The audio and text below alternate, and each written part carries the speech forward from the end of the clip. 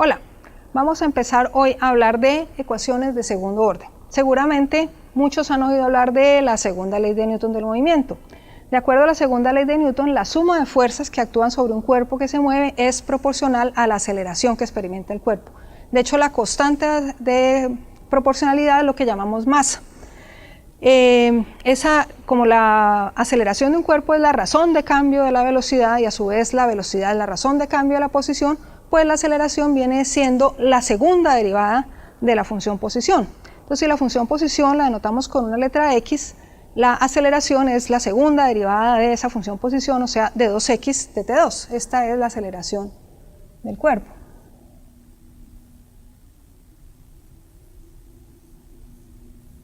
Y de acuerdo a la segunda ley de Newton, la masa por la aceleración es igual a la suma de las fuerzas que actúan sobre el cuerpo.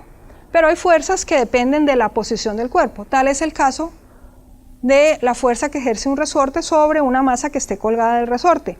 La fuerza es más grande entre más elongado, entre más deformado esté el resorte. Entonces la fuerza que está ejerciendo el resorte en esa posición es menor que la fuerza que ejercería el resorte cuando la masa está en esta posición. Son fuerzas que dependen de la posición. Hay otras fuerzas como la fuerza de amortiguación o resistencia que ofrece un medio al movimiento. Esas fuerzas dependen de la velocidad. En general, entre más grande sea la velocidad, mayor es la amortiguación. De hecho, si el cuerpo está quieto, la fuerza de amortiguación es cero, no hay fuerza de amortiguación. Pero a medida que la velocidad aumenta, también aumentará la amortiguación. Son fuerzas que dependen de la velocidad, o sea, de la primera derivada de la posición. Y finalmente hay fuerzas que son, digamos, externas al sistema, que no dependen ni de la posición del objeto que se está moviendo, ni de la velocidad del objeto, pero que sí pueden cambiar con el tiempo. Pero en general tendríamos entonces que esta suma de fuerzas es una expresión que depende de la variable independiente t, de la derivada de la variable dependiente x y de x, ¿cierto? Pero algunos estarán pensando, y con razón, que ahí hay algo extraño, porque x, si es la posición de un cuerpo que se mueve en el espacio, x no es un número. Yo no puedo representar la posición de un cuerpo que se mueve en el espacio con un solo número. X más bien sería un vector, una función vectorial. Para hacer más claro eso, tendríamos aquí que incluir una flechita, tal vez, para hacer claro que x aquí representa una función vectorial, no un número. Entonces, eso que tenemos allí en el tablero, que podemos considerar como una ecuación de segundo orden, ¿cierto? Simplemente me faltaría, para tenerla en forma normal, me faltaría despejar la segunda derivada, pasando m a dividir al lado derecho. Tendríamos entonces esta expresión.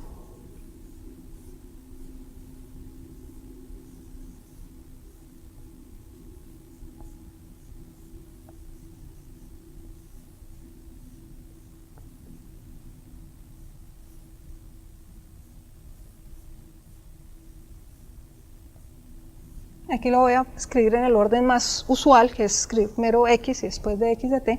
Allá arriba lo hice en un orden un poco extraño. Esta sería, pero estas son vectores. Entonces no sería una ecuación diferencial en el sentido en que lo hemos venido manejando en estas sesiones, en este curso. Esa sería más bien un sistema de ecuaciones, porque si x representa un vector en el espacio tridimensional, x tiene tres componentes. Luego esa ecuación sería una ecuación vectorial que me daría una ecuación escalar para cada componente. Sería un sistema de ecuaciones de segundo orden, no propiamente una ecuación de segundo orden. Sin embargo, el hecho de que la segunda ley de Newton me lleve directamente a una ecuación de segundo orden, pues nos permite convencernos un poco de la importancia de estudiar ecuaciones de segundo orden. Aún más, hay situaciones de bastante importancia, bastante relevancia, en la que uno tiene un objeto que se está moviendo en una sola dirección, se mueve en línea recta. Tal sería el caso, por ejemplo, de esta masita que está colgada de este resorte, si la masa se mueve únicamente bajo la acción de la fuerza de la gravedad, de la fuerza que ejerce el resorte y de la amortiguación que ofrece el medio al movimiento. Y yo no le imprimo una velocidad inicial en otra dirección que no sea la vertical. Entonces, en una cierta posición,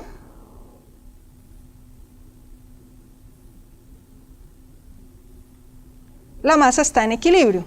Pero si yo desplazo la masa del equilibrio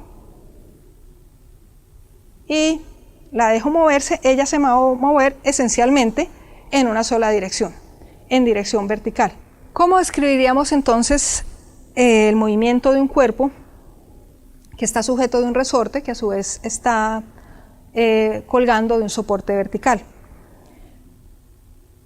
El movimiento, decíamos, se va a dar únicamente en dirección vertical. Introducimos entonces un eje vertical de coordenadas, digamos un eje X. Este es mi eje vertical de coordenadas. Hay dos posibles direcciones positivas. Puedo escoger dirección positiva hacia arriba o dirección positiva hacia abajo. Por costumbre, a mí me gusta en este caso escoger dirección positiva hacia abajo. Entonces, esta sería la dirección positiva del eje X. También podría escoger el origen de coordenadas en distintos puntos, pero lo voy a escoger acá, en este sitio. Este es mi origen de coordenadas, que corresponde a la posición de equilibrio de la masa que está sujeta del resorte. Aquí tengo, digamos, no tres resortes, sino el mismo resorte, pero en tres situaciones diferentes. La primera corresponde a tener el resorte en su longitud natural. O sea, esta sería la longitud natural del resorte, cuando no tiene una masa colgada.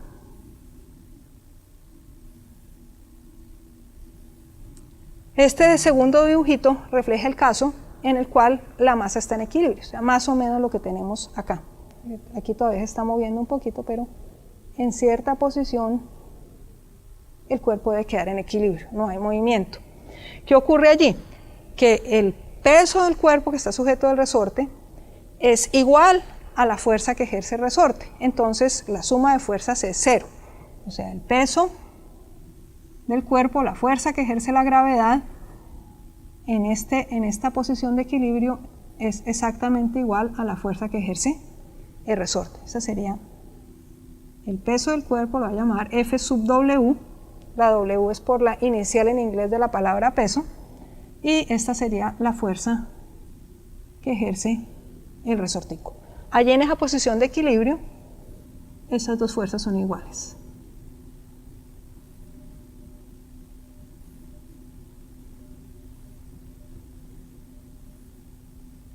Pero si yo por alguna razón saco mi cuerpo del equilibrio, lo desplazo bien sea hacia arriba o hacia abajo, o lo impulso, le doy un golpecito, le imprimo una cierta velocidad inicial, entonces voy a tener una situación como la que se refleja en la tercera gráfica. Allí la suma de fuerzas ya no va a ser cero, y van a actuar ¿qué fuerzas? El peso del cuerpo, o sea, la fuerza de la gravedad que ejerce la Tierra sobre el peso, sobre la masa, la fuerza debida al resorte, la fuerza que ejerce el resorte, y también si el cuerpo no se está moviendo en el vacío, va a actuar la amortiguación que ejerce el medio. Entonces acá en este tercer dibujito vamos a tener esas tres fuerzas. El peso, que sigue siendo el mismo, la fuerza que ejerce el resorte, que en este caso seguramente es un poco más grande que antes, y si el cuerpo se está moviendo, digamos se está moviendo hacia abajo, pues tendría una fuerza de amortiguación, pongámosla en otro color,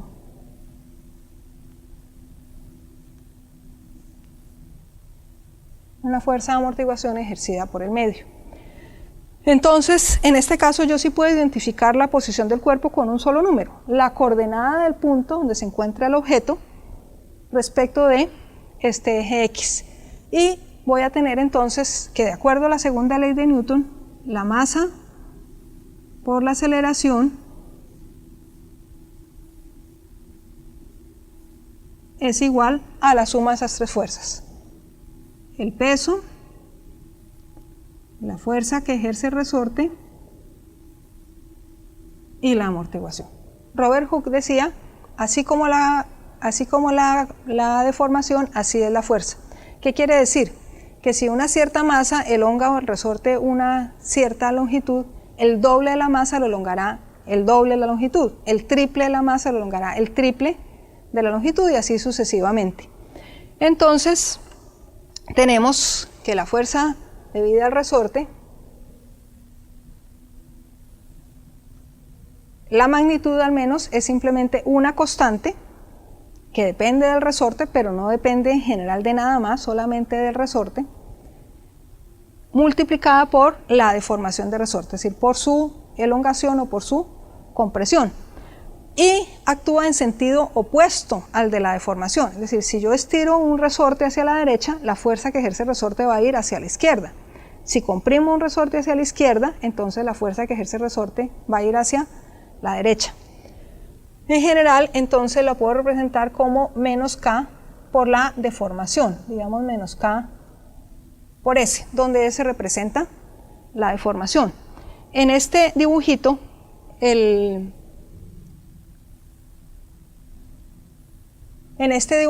X, la coordenada X, no representa la elongación del resorte a partir de su longitud natural, porque el origen de coordenadas lo hemos ubicado en la posición de equilibrio. En la posición de equilibrio lo que tenemos es que el peso del cuerpo es igual a la fuerza ejercida por el resorte. La fuerza ejercida por el resorte, ¿cuál va a ser? Pues en esta posición de equilibrio el resorte está elongado una longitud h. Entonces, en la posición de equilibrio, la fuerza debida al resorte es, la magnitud de esa fuerza es K por h. Y el peso del cuerpo es simplemente la masa del cuerpo por la aceleración de la gravedad terrestre. Entonces tenemos que K por h es igual a m por g. En otra posición que no sea la de equilibrio, entonces vamos a tener la fuerza debida a la gravedad, el peso del cuerpo es m por g. La fuerza debida al resorte es menos K veces la elongación, pero la elongación, si el cuerpo se encuentra aquí en esta posición, o sea, aquí en coordenada X,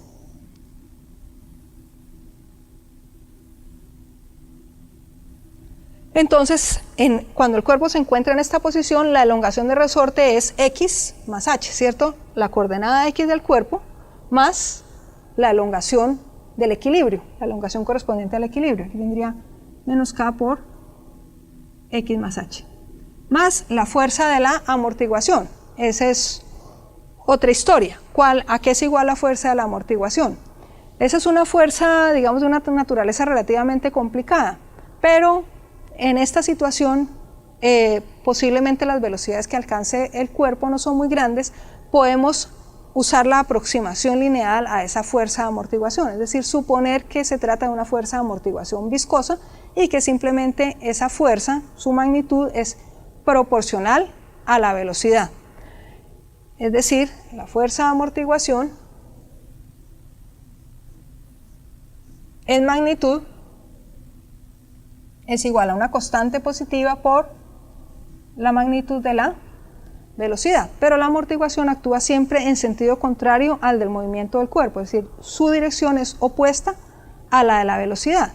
Para tener en cuenta ese detalle, entonces la fuerza de la amortiguación la podemos representar como menos gamma veces la velocidad, donde gamma es una constante positiva. Entonces aquí tendríamos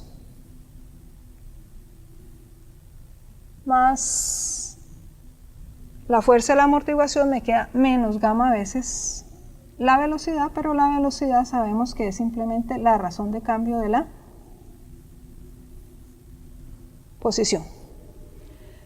Cuando yo sumo estos dos términos, como K por H es igual a M por G, entonces realmente mg y menos K por H se van a cancelar, de manera que la suma de esos dos términos simplemente me da menos K por X, es decir, la suma de la fuerza de la gravedad y la fuerza que ejerce el resorte simplemente es igual a la fuerza, que ejerce el resorte y que no está compensada por la fuerza de la gravedad, que es en magnitud la constante del resorte multiplicada por la elongación del resorte, pero no a partir de su longitud natural, sino a partir de la posición de equilibrio. Resumiendo, tenemos entonces la siguiente ecuación para la situación de la que hemos venido hablando, es decir, para un objeto que se encuentre suspendido en un resorte, el cual a su vez está soportado verticalmente. Entonces tengo masa por aceleración igual a menos K por X, que ya es la resultante de sumar la fuerza de la gravedad con la fuerza que ejerce el resorte, menos gamma por dx de t. Puedo escribir esta ecuación en forma normal, despejando la segunda derivada, es decir, pasando a dividir este coeficiente m. Me queda menos k sobre m por x menos gamma sobre m por dx de t. Y esta ecuacioncita que tenemos allí es una ecuación diferencial para los desplazamientos de una masa que está sujeta de un resorte. Es de hecho la ecuación, esta es la ecuación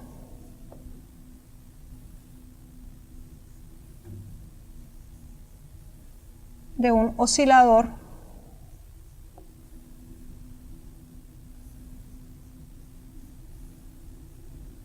libre